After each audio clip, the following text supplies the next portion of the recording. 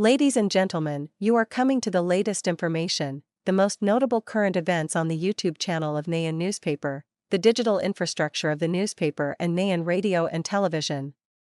To know what the program is about today, please follow along below. Recently, in an interview on Fox and Friends, Mr. Mark Mann, senior advisor to U.S. First Lady Melania Trump, confirmed that Ukrainian First Lady Olena Zelenska had contacted Melania many times to arrange a bilateral meeting but was unsuccessful. Mr. Mann said that the truth is that Mrs. Zelenska had contacted Melania many times to arrange a meeting but no bilateral meeting was ever held. Our First Lady is very polite.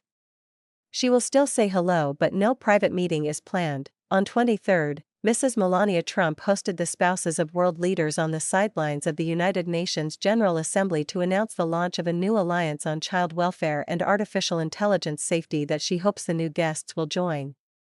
Mrs. Zelenska stood near the front row and warmly welcomed Mrs. Melania's call for simple solutions to protect our children. After her speech, Melania briefly left the room while the ceremony continued.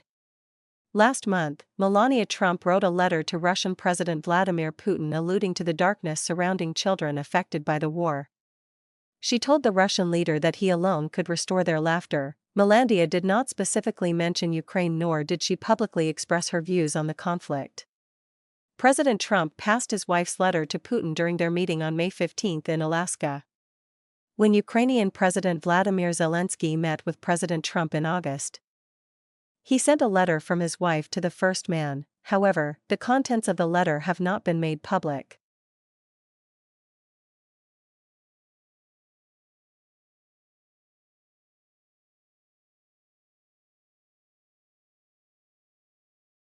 On February 24, the Ukrainian military said Russian forces had used 2 Iskander ballistic missiles to attack a commander of the country's army.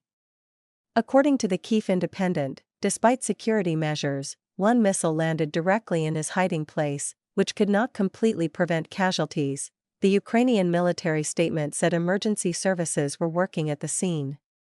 The wounded soldiers were receiving necessary medical care. However, the Ukrainian army did not disclose the location of the attack. The Ukrainian military added that it was working to reinforce training grounds, and other military infrastructure with solid shelters to reduce casualties from repeated Russian attacks. Russian forces have repeatedly attacked Ukrainian training grounds, including in areas far from the front line, raising concerns about the safety of soldiers and protection measures at rear facilities. Most recently, the attack on February 12 left 1 soldier dead and 11 wounded. In March this year, former Army Chief Mykhailo Drapati pledged to introduce new safety standards at the training ground and to hold accountable those responsible for the deaths of soldiers in a Russian attack that month. After other attacks in May and June, including a June 1 raid on a training ground that killed 12 and injured 60, Mr. Drapati resigned.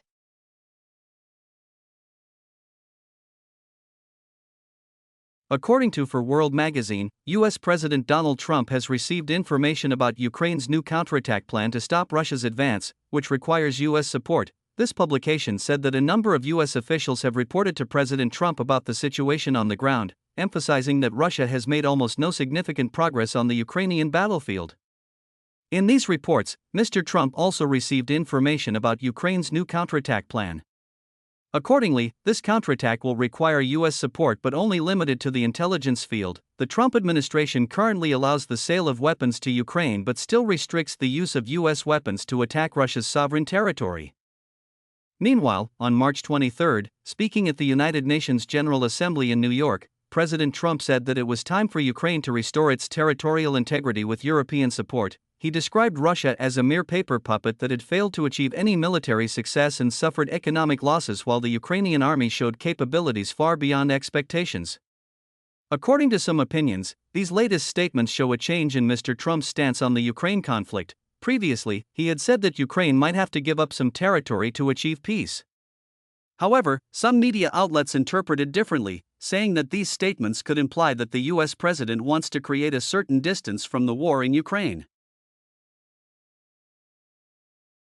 Ukrainian and U.S. officials are said to have discussed details of a joint arms production deal amid dwindling supplies. According to Reuters, Ukraine will soon finalize the legal details of a joint arms production venture with the U.S., Ukraine's ambassador to Washington, Anja Stepanina, said on May 24.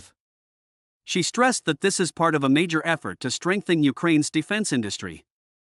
Ukrainian officials hope to expand domestic arms production with Western support as the military faces stronger and better equipped Russian forces in the fourth year of the war. A Ukrainian delegation will visit the U.S. on May 30 after receiving a positive signal from President Donald Trump, Ambassador Stepanina said. The leader met with Ukrainian President Vladimir Zelensky in New York on May 23. Stepanina told Ukrainian television that the U.S. president had a very enthusiastic reaction. He spent a few minutes admiring Ukraine's innovation and manufacturing capabilities. The two leaders had previously discussed the details of a joint production deal involving UAVs, which President Zelensky said had received political support from his counterpart Trump. At the meeting on March 23, President Trump also voiced support for Ukraine's efforts, saying that Kyiv should continue fighting to regain more territory. Earlier, according to the Kyiv Independent, President Zelensky said Ukraine planned to expand its purchases of U.S. weapons under the NATO PER program in October, while also looking to export domestic weapons. President Zelensky said, "We have made initial proposals to our partners on the export of modern weapons from Ukraine. This will be a controlled export of weapons, specifically the U.S. The arms export proposals will be discussed with Ukraine's allies at the United Nations General Assembly this week," Zelensky said, in what he described as a tense diplomatic week that included nearly 20 meetings with world leaders.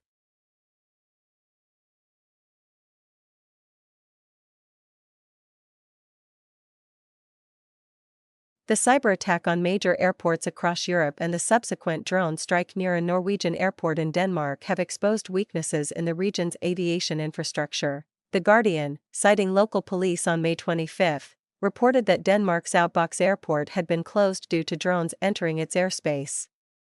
The Danish armed forces were also affected by the incident, as Aalborg Airport is used as a military base. The incident came 2 days after Denmark's main Copenhagen airport was forced to temporarily suspend operations for similar reasons.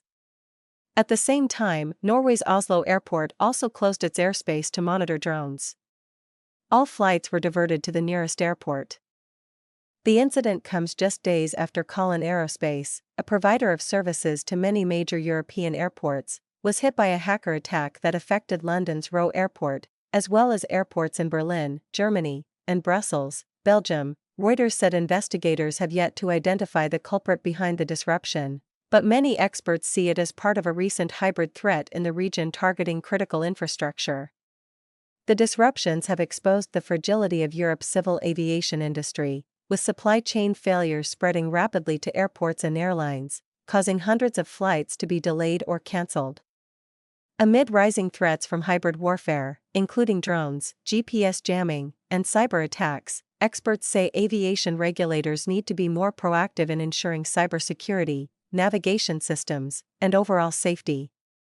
The European Air Traffic Control Agency Euro said it is coordinating support for local air traffic control units and national authorities to respond to the impact of these incidents. However, the cost and burden of upgrading infrastructure can make it difficult for airports to respond quickly.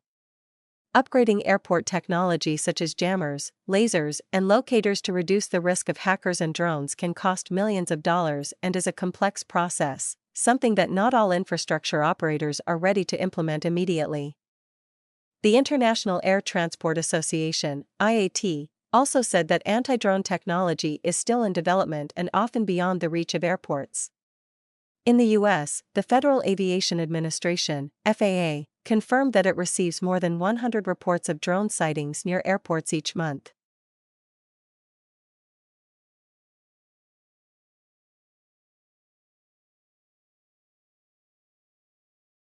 On 23, U.S. President Donald Trump affirmed Washington's goal of ending the development of nuclear weapons, while warning of catastrophic consequences if these weapons were used.